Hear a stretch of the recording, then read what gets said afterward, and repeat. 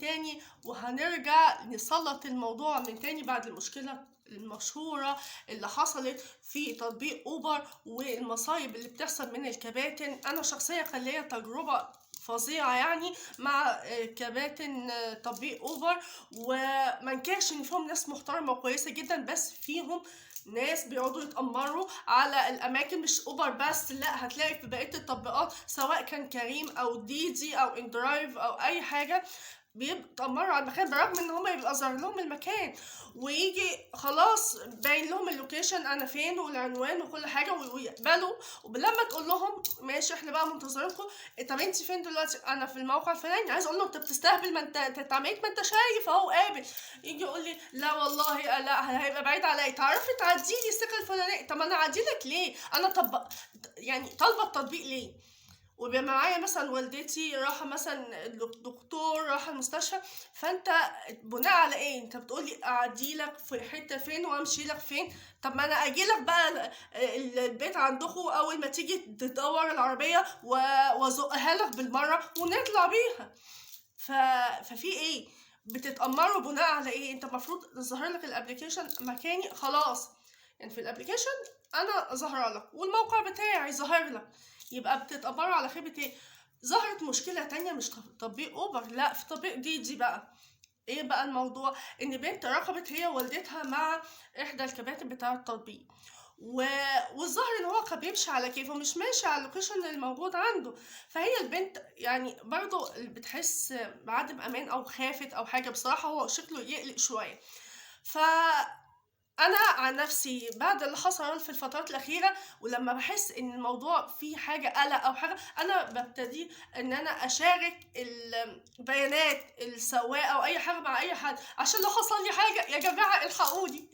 فطبعا البنت راغبه، فلما لقيته مش ماشي على لوكيشن صح، فهي بتلفت انتباهه يعني كذا كذا، فبقى تحول وظهر الوش التاني، وطبعا لدرجة انه تطاول عليها ونزلها هي ووالدتها من العربية، بمعنى ادق والاصح طردهم من العربية. ولما قالت له ان هي بتصوره وكده ما خافش، لانه كان عارف انه مش هيحصل له اي حاجه، وان كل الحاجات دي في شنك، يعني حتى لو بعتت شكوى مفيش حاجه بتحصل. فلدرجة من كتر بجاحته وقوته قال لها وقف جنب العربية وقال لها صوريني واعملي اللي انت عايزاه، لانه عارف ان ما يعني ايه لا حياة لمن تنادي، وان احنا مهما اشتكينا ومهما عملنا خلاص الشركات بتمشي في دماغها.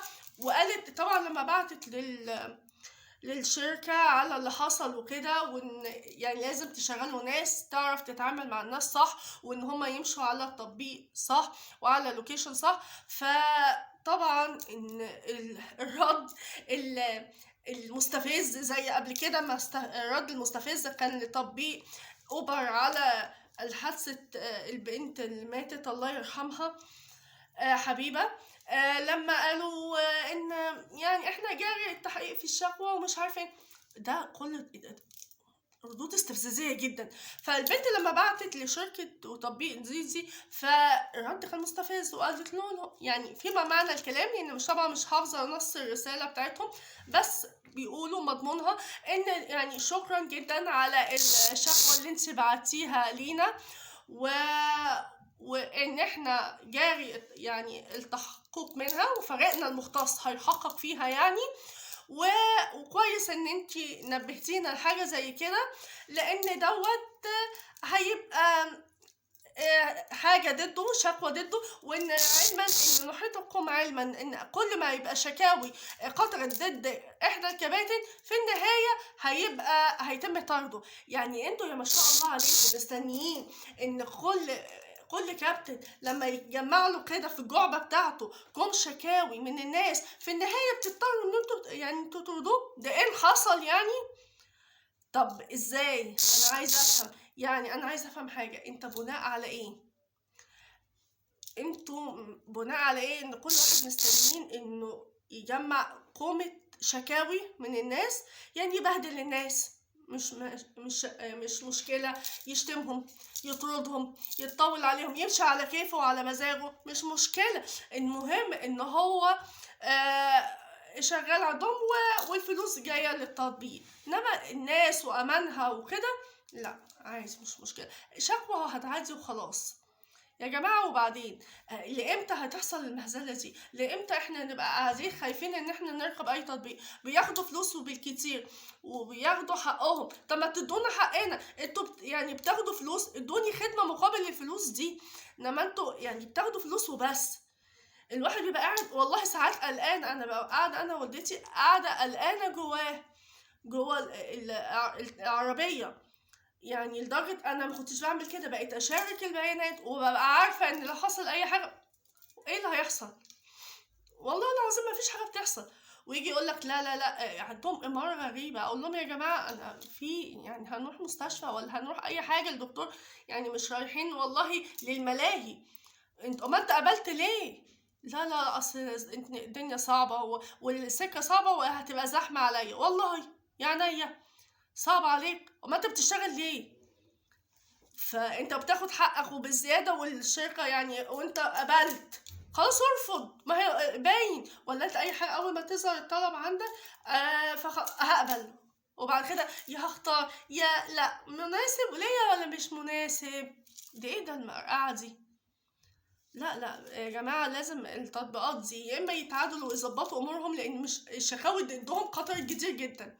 واتمنى بجد ان لما تحصل شكوى من اي حد ما يجمعوش الشكاوي، ولما تخطر ياخدوا اجراء ضد الكابتن. وادي ده نهائي ان اخدوا حاجه، بدليل ان هو بكل عين قويه واقف بيقول لها صوريني ومش همه اي حاجه. بيستقوا على 2 ستات، فارد عضلاته وعامل الراجل على 2 ستات. في اللحظة دي الواحد ما بيبقاش راجل، اللي بيشوف نفسه على واحدة ست وبيستقوى عليها وفاكر نفسه ان هو ابو العضلات، ده ما بيبقاش راجل، ما يعرفش الرجولة يعني ايه. الرجولة اخلاق وادب، وانتوا بتشغلوا مفروض رجالة. يعني نبقى حاسين بالامان واحنا راكبين العربية. انا مرة في برضه من كام يوم كنت راكبة والله احدى التطبيقات، مش فاكرة كان ايه، اوبر ولا كان ديدي، حاجة زي كده والله ما فاكرة بحق الله. يعني حاجة من التلاتة دول، يا اوبر يا ديدي يا كريم، مش فاكرة.